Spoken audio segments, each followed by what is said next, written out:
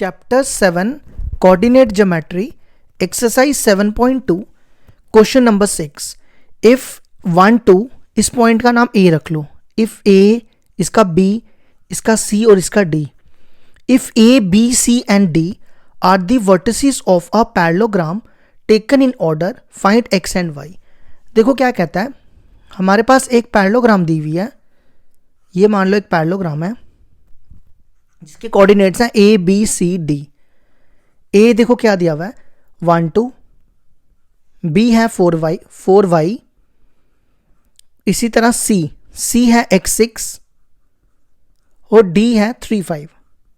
हमें क्या करना है, हमें x और y निकालना है, मतलब ये x है ये y है, ये फाइंड करना है। देखो कैसे करेंगे। अब देखो ये पैरेललोग्राम है, आपको पता है कि पैरेललोग्राम के डायगोनल्स क्या होते हैं, इक्वल होते हैं। ये थोड़ा सा ना ऊपर चला गया, इसको यहां बनाना। पैरेललोग्राम के जो डायगोनल्स होते हैं वो इक्वल होते हैं, मतलब AC इक्वल टू BD होता है ना, ये तो पता है ना। और पैरेललोग्राम्स के डायगोनल्स क्या करते हैं, बाइसेक्ट करते हैं, मतलब AC का मिड पॉइंट और BD का मिड पॉइंट सेम है। अब देखो AC का मिड पॉइंट और BD का मिड पॉइंट सेम है, तो मिड पॉइंट से हम x और y की वैल्यू निकालेंगे। ठीक है, तो देखो कैसे करेंगे। Late A 1 2, B 4 5, 4y, C x6 और D 3 5। ये हमने 4 पॉइंट्स ले लिए। ठीक है, तो अब हम यहां देखो क्या लिखने लगे हैं, mid point of AC is same as मतलब equal to mid point of BD। AC का मिड पॉइंट और BD का मिड पॉइंट इक्वल होगा, बराबर होगा, है ना। तो AC का मिड पॉइंट, देखो पहले मिड पॉइंट फॉर्मूला क्या होता है, ये देख लो। मिड पॉइंट फॉर्मूला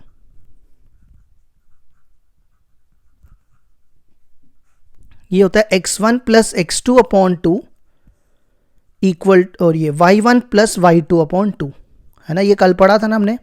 ये होता है मिड पॉइंट फॉर्मूला। तो पहले हम निकाल रहे हैं AC का निकाल रहे हैं, तो ये हो गया x1, ये y1, ये x2, ये y2। ये फॉर्मूला यहां पे लगा दो।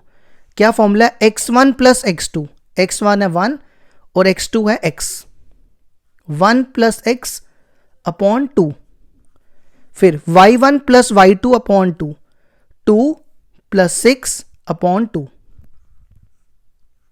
इसी तरह मिड पॉइंट ऑफ BD, अब किसका मिड पॉइंट निकालेंगे, BD का। ये देखो ये B ये D, इसका मिड पॉइंट ये x1 ये y1 ये x2 और ये y2, लगा दो same formula, x1 plus x2 upon 2। x1 देखो कितना है 4 और x2 है 3, 4 प्लस 3 अपॉन 2, और y1 plus y2 upon 2, y1 है y और y2 है 5, y प्लस 5 अपॉन 2। ठीक है, अब देखो अगर हमारे पास ऐसा हो AB और CD, अगर ये दोनों ऑर्डर पेयर्स इक्वल हो तो हम इसको ऐसा लिख सकते हैं, A इक्वल टू C और B इक्वल टू D। ठीक है, हम इसको ऐसा लिख सकते हैं। तो हम इसको लिखेंगे दिस इक्वल टू दिस और दिस इक्वल टू दिस, मतलब 1 plus x upon 2 equal to 4 plus 3 upon 2। इसी तरह हम लिख सकते हैं this equal to this, 2 plus 6 upon 2 equal to y plus 5 upon 2। ठीक है, ये 2 और ये 2 कैंसल, तो ये आएगा 1 plus x equal to 4 plus 3 7। 1 को इधर ले आओ, x आ जाएगा 7 माइनस 1, वो हो गया 6, तो x निकल आया 6। इसी तरह y की वैल्यू ये 2 था, यहां देखो 2 प्लस 6 अपॉन 2, ये 2 2 कैंसल, ये बनेगा 8 इक्वल टू y प्लस 5। 5 को उधर ले जाओ तो ये बनेगा 8 माइनस 5, तो वो कितना होगा 3। ये आ गया हमारा क्वेश्चन नंबर 6 का आंसर।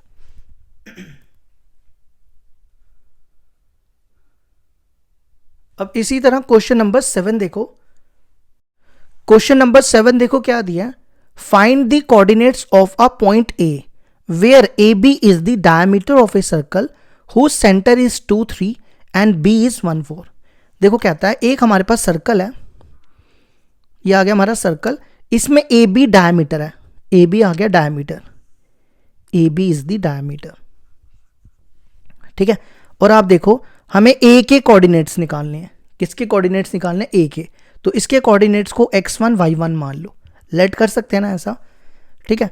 और उसके बाद बी के कोऑर्डिनेट्स, बी के कोऑर्डिनेट्स दिए हुए हैं 1 4, और हमारे पास सेंटर, सेंटर के कोऑर्डिनेट्स हैं ये सी मान लो, सेंटर 2 3, ठीक है। हमें निकालना है x1 और y1, देखो कैसे निकालेंगे। अब देखो ये c जो है इसका सेंटर है, सेंटर मतलब c जो है इस AB का मिड पॉइंट है, क्यों, क्योंकि ये रेडियस है और ये भी रेडियस है, रेडियस और रेडियस बराबर हो गए, तो ये इसका मिड पॉइंट बन गया, है ना। तो let C be the mid point of AC, तो मिड पॉइंट फॉर्मूला जो हमने ऊपर लगाया वही यहाँ यूज करेंगे।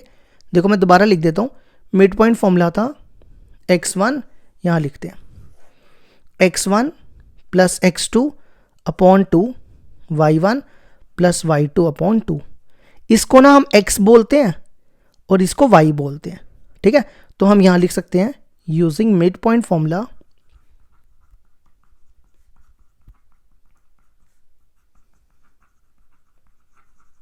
ठीक है। इसको हम क्या लिख सकते हैं, x, तो हम लिख सकते हैं x equal to x1 plus x2 upon 2, ठीक है। इसी तरह हम y का इसको y लिख सकते हैं, y equal to y1 plus y2 upon 2, ठीक है।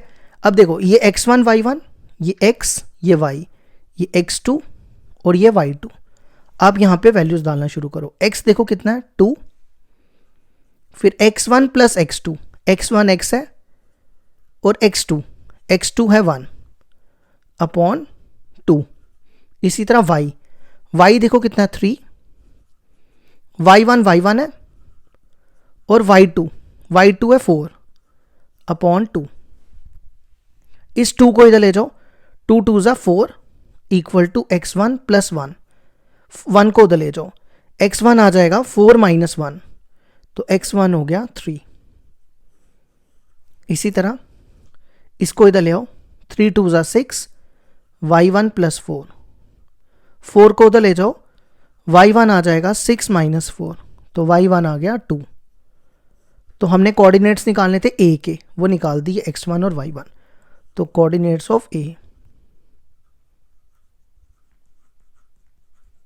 वो क्या हो गया 3 और 2, ये आ गया हमारे क्वेश्चन नंबर 7 का आंसर।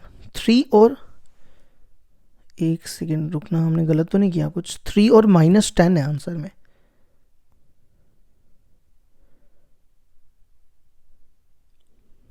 यहाँ ठीक करना, मैंने क्वेश्चन में ही गलत लिखा हुआ है, ये -3 है, ये -3 है, -3 माइनस, तो ये 3 2 ज़ा 6 हो गया, ये बनेगा -10, तो -10 नहीं 3 2 ज़ा 6 हो गया ना, तो ये बनेगा -6 माइनस 4, तो ये आएगा -10 के बराबर, तो ये आएगा a आ गया 3 और -10, ये हो गया हमारा क्वेश्चन कंप्लीट। नेक्स्ट क्वेश्चन है क्वेश्चन नंबर 8। क्वेश्चन नंबर 8 देखो क्या दिया है, if a and b are -2 -2 and 2 -4 respectively, a दिया हुआ है ये और b दिया हुआ है ये, find the coordinates of p such that AP equal to 3/7 AB and P lies on the line segment AB। देखो क्या कहता है, हमारे पास P जो है ना वो AB एक लाइन सेगमेंट है, ये आ गई हमारी AB एक लाइन सेगमेंट, और इसके ऊपर P दिया हुआ है, मतलब P यहाँ कहीं भी ले लो, मान लो ये P है, ठीक है। A के कोऑर्डिनेट्स दिए हुए हैं -2 -2 और B के दिए हुए हैं 2 -4। हमें क्या करना है, हमें P के कोऑर्डिनेट्स निकालने हैं, इसके कोऑर्डिनेट्स मान लो XY है, ठीक है। अब ये मिड पॉइंट तो है नहीं, तो मिड पॉइंट से तो निकलेंगे नहीं क्योंकि यहाँ बोला नहीं है मिड पॉइंट है, तो हम ये कंडीशन से निकालेंगे। देखो कैसे, गिवन AP दिया हुआ है 3/7 AB, ठीक है। AB को इधर लाओ, AB इधर आएगा, AP upon AB equal to 3/7, ठीक ठीक है, अब आप यहाँ से कंपेयर करो, AP कितना है, AP होगा 3 के बराबर, मतलब ये हो गया 3, ठीक है। और AB देखो कितना है 7, ये पूरा AB यहाँ से यहाँ तक, ठीक है। अगर ये 7 है और ये 3 है तो ये कितना होगा, ये कितना होगा, 7 में से 3 माइनस करेंगे, ठीक है। मैं यहाँ लिख देता हूँ, BP क्या होगा, BP हो जाएगा 7 माइनस 3, वो कितना हो गया 4, समझ आई। ये पूरा 7 है ना और ये 3 है, तो 7 में से 3 माइनस करेंगे तो 4 बचेगा। तो यहाँ दोबारा बना लो अब इसको,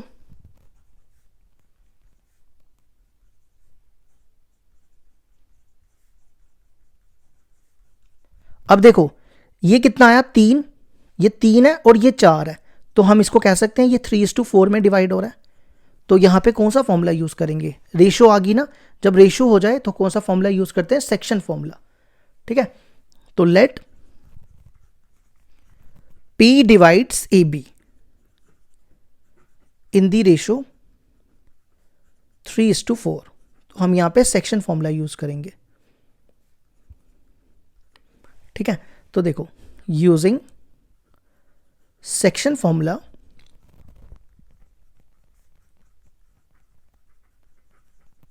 सेक्शन फॉर्मूला क्या होता है, x equal to mx2 plus nx1 upon m plus n, और y को होता है my2 plus ny1 upon m plus n, ठीक है। ये हो गया x1 y1, x2 y2, और ये हो गया m और ये हो गया n, और हमें x और y निकालना है, ये और ये निकालना है, ठीक है। तो सबसे पहले यहां वैल्यूज डालो, m देखो कितना है, सबसे पहले m है, m है 3, फिर x2 कितना है 2, n x1, n हो गया 4, x1 हो गया -2 upon m plus n, m है 3 और n है 4, 3 + 4, तो ये बनेगा 6, 3 2 = 6, 4 - 2 -8 अपॉन 3 और 4 हो गया 7, तो ये बनेगा -2 अपॉन 7। अब इसी तरह यहां वैल्यूज डालो, m हो गया 3, y2 हो गया -4 प्लस n कितना है 4, और y1 है -2 upon m plus n, m हो गया 3, n हो गया 4, ये बनेगा -12, 3 4 = 12, 4 2 = 8 अपॉन 3 + 4 7, 12 + 8 -20/7। तो हेंस P के कोऑर्डिनेट्स आ जाएंगे, कोऑर्डिनेट्स ऑफ P, वो P के कोऑर्डिनेट्स क्या थे, x और y, तो x आ गया -2/7 और y आ गया -20/7। तो ये हो गया हमारा क्वेश्चन कंप्लीट।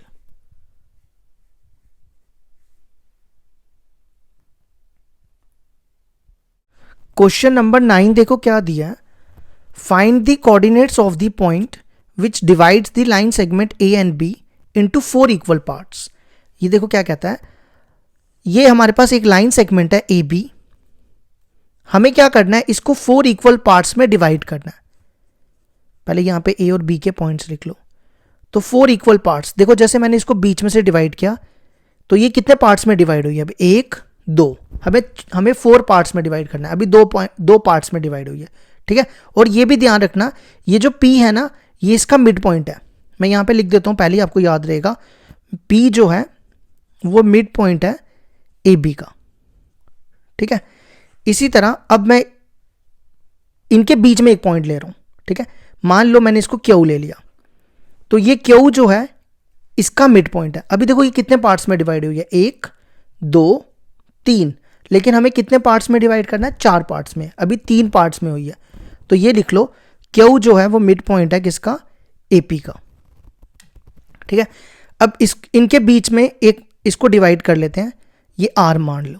तो अब आप चेक करो कितने पार्ट्स में डिवाइड हुई है, 1 2 3 4, होगी 4 पार्ट्स में डिवाइड। और हमें क्या करना है, ये क्यू पी और आर निकालना है, और यहाँ पे जो आर है ये मिड पॉइंट है किसका, पी बी का। ठीक है, तो देखो कैसे करेंगे, हमें क्या करना है, ये तीनों पॉइंट्स निकालने हैं। तो सबसे पहले हम पी लेंगे मिड पॉइंट ए बी का। Let P be the mid point of A B. ठीक है, तो हमारा मिड पॉइंट फॉर्मूला मैं आपको यहां बता देता हूं क्या होता है, x1 plus x2 upon 2 y1 plus y2 upon 2। ठीक है, ये लगाओ, ये x1 ये y1 ये x2 ये y2। मैं यहां लिख देता हूं अगर आपको नहीं पता चल रहा, ये आ गया एक पॉइंट है और एक ये पॉइंट है, ये x1 ये y1 ये x2 ये y2। तो हम p के कोऑर्डिनेट्स निकाल रहे हैं, ये p है। ठीक है, यहां लिख देता हूं, तो कोऑर्डिनेट्स ऑफ p क्या हो जाएंगे, देखो x1 plus x2 upon 2, x1 कितना है -2 और x2 है 2, -2 प्लस 2 अपॉन 2। फिर आगे क्या है, y1 plus y2 upon 2, y1 देखो कितना है, y1 है 2 और y2 है 8, 2 प्लस 8 अपॉन 2। तो इसको यहां पे लिखो, -2 प्लस 2 0, 0 अपॉन 2 0 हो जाएगा, 2 प्लस 8 10, 10 अपॉन 2, 10 अपॉन 2 हो जाएगा 5। तो ये पॉइंट मिल गया हमें 0,5। अब नेक्स्ट क्या मैंने बोला, क्यू जो है वो किसका मिड पॉइंट है, एपी का। तो फिर हम इन दोनों के बीच में मिड पॉइंट फॉर्मूला लगा लेंगे। Let Q be the mid point of AP. तो लगाओ फॉर्मूला फिर से, कोऑर्डिनेट्स ऑफ क्यू,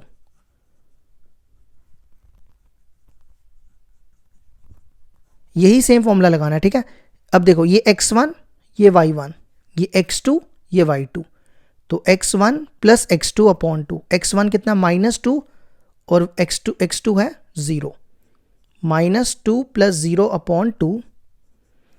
फिर y1 plus y2 upon 2, y1 हो गया 2 और y2 हो गया 5, 2 प्लस 5 अपॉन 2। तो ये बनेगा -2 प्लस 0 -2 अपॉन 2, और ये बनेगा 7 अपॉन 2। तो -2 अपॉन 2 हो गया -1 और ये हो गया 7/2। अब कौन रह गया, r। r किसका मिड पॉइंट है, pb का। ठीक है, since r B the mid point of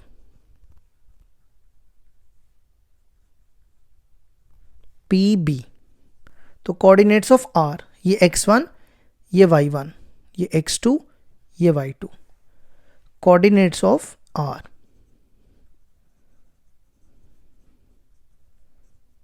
तो r के लिए क्या फॉर्मूला लगाना है, यही सेम, x1 कितना है 0, x1 plus x2 0 plus 2 upon 2, y1 plus y2 upon 2, y1 है 5 प्लस 8 अपॉन 2। तो ये बनेगा 0 प्लस 2 2 अपॉन 2, 5 प्लस 8 13 अपॉन 2, 2/2 हो गया 1, 13/2। तो हमें 3 पॉइंट्स मिल गए, क्यू पी आर। क्यू देखो कितना आया, -1 7/2। फिर दूसरा कौन सा था, पी आया 0.5 और आर आया 1 13/2। तो ये आ गया हमारा आंसर।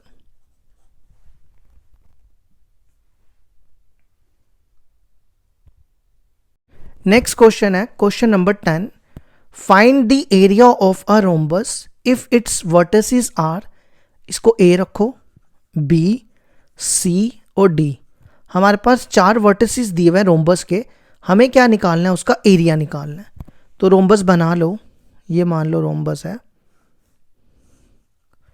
ए। रोम्बस होती है जिसकी सारी साइड्स इक्वल हो और डायगोनल्स बाइसेक्ट करें 90 डिग्री पे। ठीक है, ये आ गया 3 0, ये 4 5, -1 4 और -2 -1। देखो हम यहां पे क्या फॉर्मूला यूज करेंगे, एरिया ऑफ ए रोम्बस होता है, area of a rhombus half into diagonals का प्रोडक्ट, मतलब D1 इंटू D2। देखो यहां पे D1 क्या होगा, AC, और D2 हो जाएगा BD, मतलब डायगनल्स का प्रोडक्ट करना होता है। ठीक है, तो हमें सबसे पहले क्या करना पड़ेगा, AC और BD निकालना पड़ेगा। ये कैसे निकलेगा, हम यहाँ पे डिस्टेंस फॉर्मूला लगाएंगे। आपने फर्स्ट एक्सरसाइज में डिस्टेंस फॉर्मूला पढ़ा था ना, वो यूज करेंगे। डिस्टेंस फॉर्मूला होता है x2 माइनस x1 का whole square, y2 minus y1 का होल स्क्वायर। देखो AC में ये x1, ये y1, ये x2, ये y2, ये फॉर्मूला यहां लगाओ। x2 माइनस x1, x2 है -1 और x1 है 3, -1 माइनस 3 का whole square. y2 minus y1, y2 है 4 और y1 है 0, 4 माइनस 0 का होल स्क्वायर। ये बनेगा -1 माइनस 3, -4 का स्क्वायर, और 4 माइनस 0 4 का स्क्वायर, -4 का स्क्वायर 16, 4 का स्क्वायर 16, 16 प्लस 16 32। 32 को देखो हम ऐसा लिख सकते हैं 16 इंटू 2, 16 का रूट हो गया 4, तो ये बनेगा 4 रूट 2, 16 का रूट 4 और 2 पे रूट लग गया। ठीक है, इसी तरह नेक्स्ट निकालेंगे BD। यही सेम फॉर्मूला यूज करो। BD में ये हो गया x1 y1, x2 y2, लगाओ formula. x2 minus x1, x2 है -2, x1 है 4, -2 माइनस 4 का whole square, plus y2 minus y1, -1 minus 5 का होल स्क्वायर, -2 माइनस 4 हो गया -6 का स्क्वायर, और -1 माइनस 5 भी हो गया -6 का स्क्वायर। -6 का स्क्वायर हो गया 36, और -6 का स्क्वायर हो गया 36। 36 प्लस 36 72। 72 को देखो हम लिख सकते हैं 36 इंटू 2। 36 का रूट हो गया 6 और 2 पे रूट आ जाएगा। अब वैल्यूज डाल दो तो आ गया answer. Area of a rhombus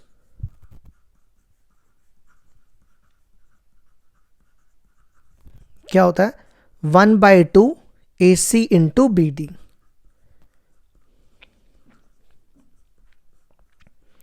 AC देखो कितना है 4 रूट 2, और BD देखो कितना है 6 रूट 2, तो ये और ये कटेगा 2 6 12, पीछे क्या बचा √2 इंटू √2। √2 इंटू √2 क्या होता है √2 का स्क्वायर, तो ये और ये कटेगा, तो ये बना 12 इंटू 2। 12 इंटू 2 हो गया 24। एरिया का यूनिट भी लिखना, नहीं लिखोगे आधा मार्क्स कट जाएगा, तो यूनिट लिखना नहीं भूलना। तो एरिया का यूनिट हो गया 24 स्क्वायर यूनिट्स।